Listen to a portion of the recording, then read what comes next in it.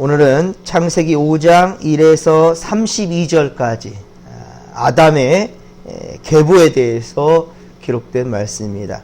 그렇습니다. 오늘은 아담의 족보 이야기입니다. 하나님은 당신의 형상대로 사람을 지으시고 온 천지 만물을 다스릴 수 있는 권한을 주셨습니다. 그러나 뱀의 유혹을 받은 하와가 하나님의 금령을 어겼죠. 선악과를 먹었고 또 하와는 그 남편 아담에게 그것을 따주었는데 역시 두려워하지 않고 그 과일을 함께 나누어 먹었습니다. 그리고 결국 에덴 동산에서 쫓겨나게 됐고요. 그 죄의 싹은 사망이라고 그랬습니다. 아담의 아들 가인이 동생 아벨을 죽이게 되는데 이르게 되었죠. 그러나 가인은 회개할 줄을 몰랐고요. 그 자손들 역시 회개할 줄을 모르고 하나님을 찾지도 않았습니다. 어제 보았던 말씀이죠. 이에 하나님은 어때요? 가인의 자손들에 대한 기대를 접으시고 아담과 하와에게 새로운 씨인 셋을 주셨습니다. 그렇습니다. 바로 오늘 본문의 아담의 족보 이야기는 가인의 혈통을 따르지 않고 셋을 통한 거룩한 족보로 이어지고 있는 것을 보게 됩니다. 그래서 오늘 본문 1절 보면 5장 1절 보면 하나님이 처음 사람을 만드실 때 하나님의 모양대로 그 모습대로 지으셨다. 즉 처음으로 다시 돌아갈 느낌을 받고 있죠. 다시 그 옛날 이야기를 하고 있는 거예요. 처음 하나님이 사람을 어떻게 만드셨다라는 것. 그럼 하나님의 형상 곧 모양이란 무엇인가?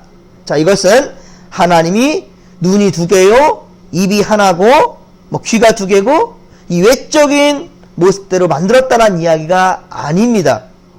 이 땅에 하나님을 보여주러 오신 분이 계셨으니 곧 독생자 예수 그리스도이신데 역시 예수님의 외적인 모습이 하나님을 닮았다라는 것이 아닙니다. 예수님이 백인이냐? 황희색인이냐? 아니면 흑인 쪽이 가깝냐? 이런 말들은 헛된 논쟁일 뿐이라는 거예요. 예수님의 마음, 예수님의 사랑과 긍휼의 마음, 섬김과 낮아지심의 마음, 순전하심과 순종하심의 마음, 때론 공의에 분명하신 거룩한 분노, 이러한 성품들이 하나님의 형상을 닮았다라는 거예요. 그렇습니다. 하나님이 우리를 이렇게 만드셨다라는 것은 이러한 신의 성품을 우리에게, 우리 마음에, 우리에게, 우리 영 가운데 심어 넣어 주셨다라는 그 놀라운 말씀이 되는 겁니다. 그래서 베드로후서 1장 4절, 베드로후서 1장 4절에서는 신성한 성품, 즉 하나님의 성품이 우리에게서 회복되게 하기를 원하신다라고 말씀합니다. 우리 안에서 회복되는 것, 무엇이 회복되느냐? 바로 신성한 성품이라. 하나님의 성품을 얘기하고 있어요. 왜냐하면 사람을 처음 만드실 때 하나님 닮은 성품을 점점 잃어가 버렸기 때문입니다. 즉 에덴 동산에서 마귀가 이 꼬이를 때 그 꼬임에 넘어가서 선악을 알게 하는 열매를 따먹는 그 범죄 이후의 일이에요. 그렇습니다. 하나님보다 그럴듯한 외적인 번쩍임과 화려함에 더 현혹되어 불순종하고 만 것이죠. 하지만 하나님은 완전히 포기하지 않았습니다. 우리 인간에게서 완전한 포기하지 않으십니다.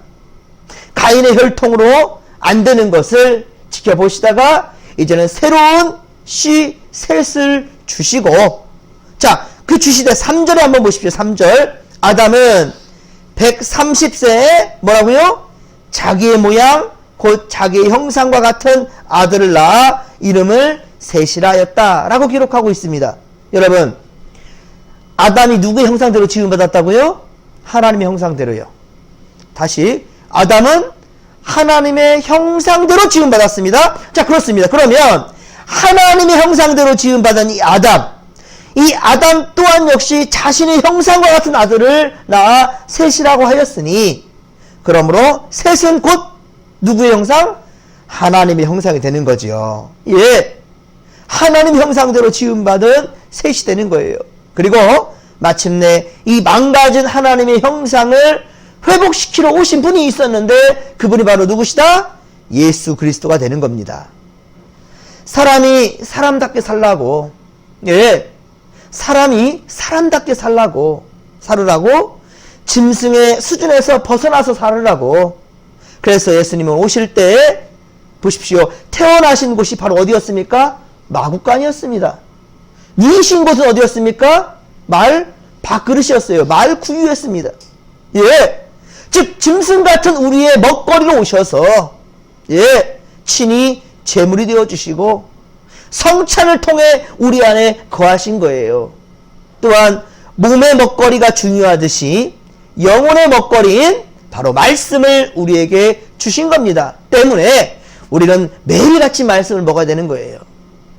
어쩌면은 평소에 새벽 예배를 드리지 못했던 분들, 저는 이걸 정말 기대하고 있습니다.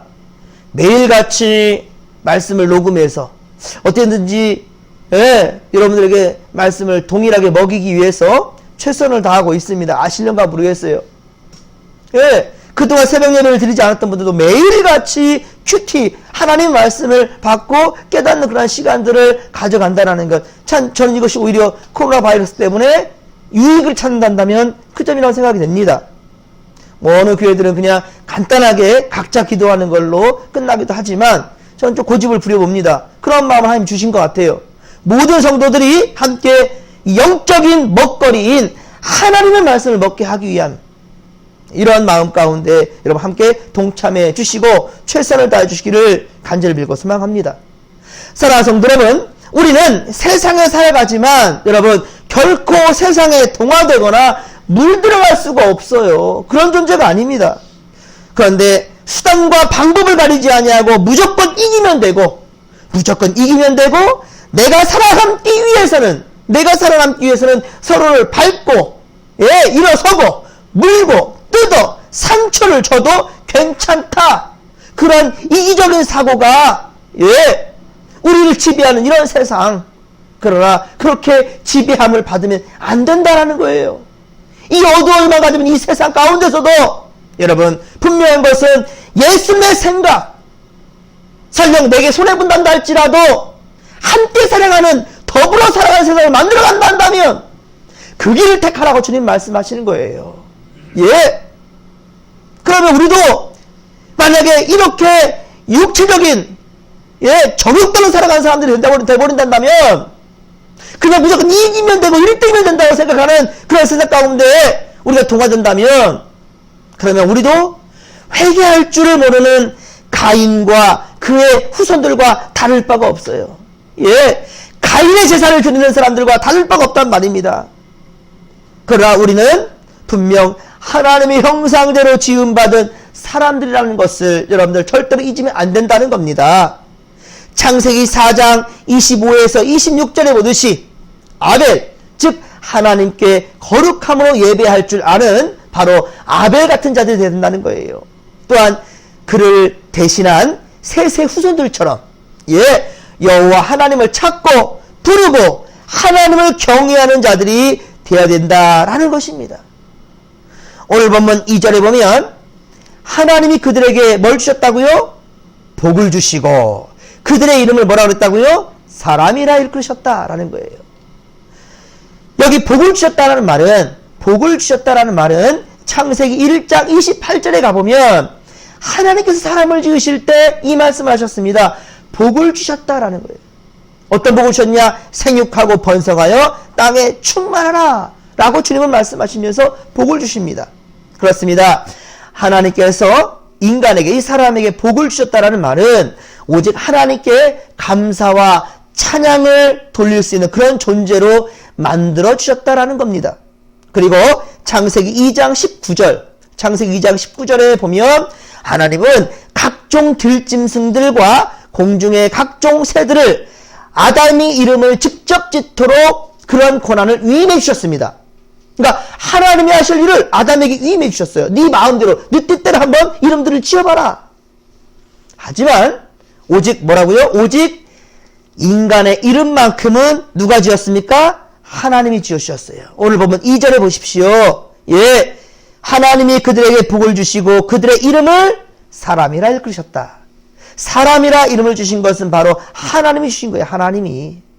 그 이유는 사람이 아무리 만물의 영장이고 똑똑하고 잘났다 한다 할지라도 자, 오직 하나님의 주권하에 놓인 거란 거예요. 하나님의 주권하에 놓인 피조물에 불과하다는 것을 상기시켜 주시기 위함이었던 겁니다.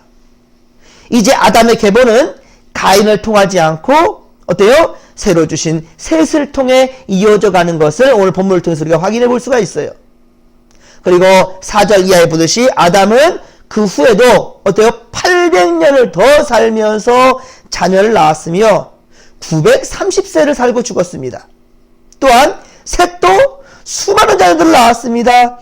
912세를 살고 죽었고 그 에노스, 게남, 말랄렐, 야렛, 에녹, 무두셀라, 라멕, 노아로 이어지면서 아담의 계보는 그렇게 꾸준히 쭉 이어져 가고 있는 것을 보게 됩니다. 특별히 22절에 보면 오늘 보면 22절에 보면 무두셀라는 유독 하나님과 자 어땠답니까? 동행하였다. 동행하며 자녀를 낳았다. 수많은 셋의 자손들도 있는데 유독 어때요? 무두셀라에 가서 유독 하나님과 동행하며 자녀를 낳았다라고 특별히 기록하고 있는 것을 보게 됩니다. 그랬더니 하나님과 동행하며 살았더니 24절에 보십시오. 그의 아들을 에녹이라 이름합니다. 에녹. 역시 이 자식 무두셀라의 자식인 에녹이 어때요? 하나님과 동행했다라는 거예요. 하나님과 동행하더니 어때요? 죽지 않고 살아서 하나님께 이끌려 주님 나라 가겠다는 거예요. 죽지 않고 하나님 나라 간 최초의 사람 누구? 에녹이에요. 에녹. 그런데 에녹과 이 라멕, 에녹과 이 라멕을 본다 한다면 앞서 우리 라멕은 이제 30절에 우리 이제 28절 나오잖아요. 28절부터 이제 30절에 그래서 노아를 낳게 되는데 자 아무튼 에녹과 라멕 이 둘만 놓고 본다면 어떻습니까? 이 이름은 앞서 있었던 바로 창세기 4장 17에서 18절에 한 번 더 나온 이름들이에요. 누구의 자손이었습니까? 자, 에녹과 라멕 누구 자손이었어요? 가인의 자손이에요. 그쵸? 창세기 4장 17, 18절에 보면 이 에녹과 라멕은 먼저 가인의 자손이었습니다. 하지만 오늘 본문에서 보았던 24절의 에녹과 28절 이하의 라멕은 누구의 자손입니까? 셋의 자손이에요. 그러니까 가인과 셋의 동일한 이름이 있지요. 예. 에녹과 라멕이라는 이름이 동일하게 가인의 자손에게도 셋의 자손에게도 있어 이름이. 자 그런데 하지만 이름만 같을 뿐이지 가인의 자손인 에녹과 라멕은 하나님과 상관이 없어요. 하지만 셋의 자손은 24절에 에녹은 하나님과 동행한 사람이고 30절에 라멕은 하나님께 은혜를 받은 자요 당대 완전한 자이며 하나님과 동행한 노아의 아버지예요.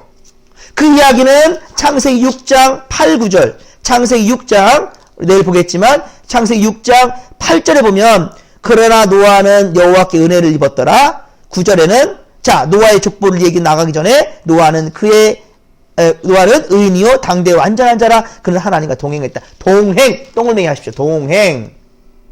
노아가 그냥 나왔겠습니까?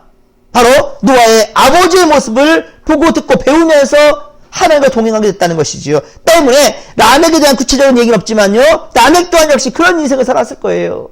그러니까 이름이 같다고 하여서 여러분 이름이 같다고 하여서 절대로 이 인성과 성품 그 영혼까지 같은 게 아니란 말입니다.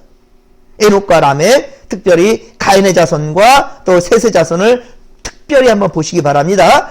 여러분 자식에게 있어서 그러니까 가장 좋은 스승은 누구입니까? 부모예요. 부모. 자식에 있어서 가장 좋은 스승은 부모라는 말이에요. 부모. 그러니까 우리는 오늘 본문을 통해서 배울 수가 있는 거예요. 가인은 죄를 지어도 회개할 줄 몰랐습니다. 우리 가인의 자손에 대한 이야기는 창세기 4장 16절 이하에 기록되었잖아요. 16절부터 24절까지. 그쵸? 이게 바로 가인의 족보였는데 여기에서 한 번이라도 하나님이라는 이름이 등장해야 안 해요? 안 해요. 회개했다는 말도 없습니다. 회개했다는 말도 특별히 어디까지 가냐면 과감이 아니에요. 가인은 예, 죄를 지어도 회개할 줄 몰랐는데 창세기 4장 23절에 가보면 창세기 4장 23절에 가보면 가인의 6대 손이 나와요. 가인의 6대 손. 6대 손 라멕이 나와요. 라멕. 아까 노아의 아버지 라멕과 이름이 같죠. 이 라멕이 나오는데 가인처럼 살인을 저질렀습니다. 그렇죠? 가인처럼 살인을 저질렀고 그런데 중요한 건 죄책감을 느끼지 못해요. 약간 느끼는 것 같으면서도 아니에요. 왜 그렇습니까? 그 아내들한테 얘기를 하거든요. 내가 말이야 소년을 죽였어 라고 얘기를 해요. 그런데 보십시오. 가인을 위해서는 벌이 7배를 임한다. 가인을 죽이는 자는 벌이 7배나 임할 것이다 라고 얘기했던 거 누가 얘기한 말입니까? 하나님이 하신 말이에요. 창세기 4장 15절 보면 가인을 죽이는 자는 벌을 7배나 받으리라 하나님이 하신 말씀이에요. 자, 그런데 만일 바로 라멕을 죽인 자는 벌을 어떻게 때린다고 했어요? 24절 보면 벌이 77배. 이거 누가 한 말입니까? 자기가 한 얘기, 지가 한 얘기, 지가. 하나님 하신 말씀 없어요. 뻔뻔스럽게 소년을 죽였다 한다면 회개를 해야지요. 내가 사람을 죽였어. 아이고 내 안에도 이 가인의 이 죄성이 흐르고 있구나. 주여 어찌하면 좋겠나이까. 통곡하며 회개해야죠. 그런데 뭐 아내들한테 자랑하듯이 예, 아주 뻔뻔스럽게 자신을 위해서는 77배가 임할 것이다. 이렇게 못돼 처먹은 말을 하고 있어요. 그러니 하나님께서는 어떻습니까? 더 이상 여자한테 희망을 볼 수가 없네요. 그래서 25절 보면 창세기 4장 25절 아담이 다시 자기 아내와 동침해서 그 자식 셋을 주셨다는 거예요. 그리고 뭐라 합니까? 누구 대신에? 아벨 대신에 다른 씨를 주셨다. 왜 특별히 아벨이라 했겠습니까? 아벨이 무슨 죄를 지었어요? 하나님께 경외함으로 예배드리는 것, 진실로 예배한 것 외에는 없었잖아요. 그렇죠? 하나님께서 아벨의 제물은 받으셨잖아요. 예. 분명한 거지. 빨리 그렇다고 하나님 앞에 어떻게 행했더냐. 그것을 하나님께서는 눈여겨보시고 기억하신다는 거예요. 이 땅에 여러분들 얼마나 오래 사느냐, 어떻게 오래 길게 사느냐, 그게 중요한 것이 아니라 여러분 짧게 단명했어도 예. 여러분들 스데반 집사님 보세요. 스데반 집사님 7 집사 중에 제일 먼저 죽잖아요. 그 집사가 왜 집사 직분 받자마자 얼마 아니어서 죽을 맞이했지만 그 이름은 지금까지 기억하고 있어요. 다른 사람 기억된 사람 또 있습니까? 뭐 빌립? 그리고 왜 또 누가 있어요? 왜? 많은 사람 기억하지 못해. 어떻게 살았냐, 오래 살았냐, 그게 중요한 게 아니에요. 정말로 중요한 것은 어떤 인생을 살았냐는 거예요. 바로 아벨, 그를 하나님 기억하셨다는 거예요. 그리고 아벨을 대신할 새로운 씨 셋을 주셨다는 거죠. 이게 하나님의 은혜라는 거예요. 하지만 여러분 보십시오. 무드셀라가 하나님과 동행한 삶을 살아가니까 그의 자식 에녹이 역시 하나님과 동행하는 삶을 살았던 거고요. 그리고 살아서 하나님의 인도하심으로 주님 나라까지 가지 않았습니까? 그리고 27절에 보십시오. 그럼 무드셀라에게는 어떤 복을 주셨습니까? 무드셀라에게는 969세. 여러분 인류 역사상 가장 장수한 사람이 바로 무드셀라라고 성경 기록하고 있습니다. 무드셀라보다 더 오래 산 사람이 없어요. 아담보다 더 오래 삽니다. 오히려. 예, 969세를 살고 인류상 가장 오래 산 사람이에요. 시편 90편 10절 10절에 보면 사람이 강건해야 7, 80이라고 얘기합니다. 사람이 오래오래 강건하게 살아도 7, 80까지다. 그 이상 더 살 수도 있지만 지금도 사실 100세 뭐 사는 사람이 있을 수도 있어요. 저희 할머니도 100세에 돌아가셨어요. 하지만 어떻습니까? 흔치 않은 일이죠. 그런데 어째서 족장 이전이 한다면 바로 아브라함 이전 이야기를 이제 우리 하는 거예요. 대부분. 어째서 족장 이전, 아브라함 시대 이전 시대에 거의 1000년을 살았거든요. 이게 가능했냐? 의구심이 들지 않습니까? 의심이 들잖아요. 여러분 과학적으로 본다 한다면 노아 홍수 이전에는 궁창 위에 물이 있었습니다. 하늘 위에 물층이 있었어요. 지금은 없어요. 노아 홍수에 다 찢어지고 그 물은 다 땅에 떨어졌습니다. 그 물로 지구 전체가 대류현상을 일으켜서 온화한 날씨가 있었고 그리고 병충해도 없었기 때문에 이것이 가득하지 않느냐라고 학자들은 추측합니다. 말 그대로 추측이에요. 하나님 하시기 전에 우리는 몰라요. 그리고 또 추측할 수 있는 것은 사람의 욕심으로 오존층이 파괴되고 있죠. 오존층이 파괴되고 있습니다. 사람이 늙어가는데 아주 문제점이 오존층이 파괴되면서 자외선이 우리에게 막 내리쬐는 건데요. 예, 이 자연이 파괴되고 있어요. 창조 때보다 더욱더 자연은 급속히 망가져가고 있죠. 에이즈, 암 같은 불치의 병들과 사스, 메리스, 지금 코로나19 바이러스, 온 세계가 두려움에 벌벌 떨고 있잖아요. 예, 이 수많은 갖가지 질병들도 어떻게 생겨났습니까? 인간의 창조 질서를 거스르는 욕심들 때문에 갈수록 더욱더 생겨나고 사람들의 생명을 위협하고 있지 않습니까? 사랑하는 성도 여러분, 우리에게는 사명이 있습니다. 아담에게 처음 주셨듯이 생육하고 번성하며 땅에 충만하고 땅을 잘 보존하고 다스릴 그럴 사명이 우리에게는 있는 거예요. 또한 우리 안에 처음 주셨던 하나님의 닮은 형상을 되찾아야 될 것입니다. 가인과 그의 자손들이 하나님을 찾지 아니하며 죄의 늪으로 계속해서 더욱더 빠져갔던 것들을 우리는 다시금 답습하면 안 된다는 거예요. 만몬 사상에 빠지면 안 됩니다. 물질 만능주의에 빠지면 안 됩니다, 여러분들. 많이 가졌다고 해서 행복한 것이 아니라 예수의 마음을 내가 품고 있는 것이 행복한 거예요.